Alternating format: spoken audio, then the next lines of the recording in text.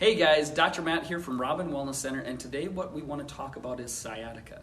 Now, one common misconception of sciatica is that it is a primary problem. And oftentimes sciatica is a symptom, and it's a symptom of a deeper problem, because that's what a symptom is. It's a sign that something else is going on, and that is what's presenting it.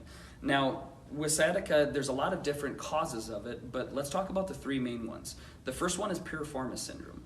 Your piriformis is a muscle that goes from the hip and attaches onto the butt bone, and it's an external rotator of your hip, and your sciatic nerve dives right behind it. Now, if that piriformis is really tight, it will choke that sciatic nerve and create that radiculopathy, or that shooting pain that's coming from the buttocks down into the leg. The second most common cause of it is just irritation from a bulging or a herniated disc. That disc doesn't even have to be torn apart and have that nuclear material, that inside part of the disc, out and pushing on the nerve. That can create the sciatica, but the disc can just be bulging and create inflammation around it. That inflammation basically ticks off that nerve and can create that irritation. And the third most common cause of it is just dysfunction of the lumbar vertebrae. Your sciatic nerve comes from these nerves right in through here and down into the sacrum. They collect into a big collection of nerves called the sciatic nerve and shoot right down the backside of the leg.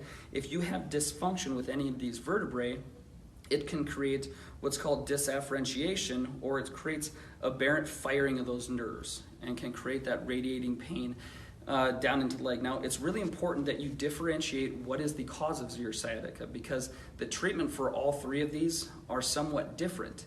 And if you treat your sciatica in one way, but the cause of it is different, you're not going to have as full of the great effects and as quick of an effects as you normally would. So step number one, get to your healthcare professional and figure out what is the cause of your sciatica, and from knowing what the cause of it is, you know how best to treat it appropriately.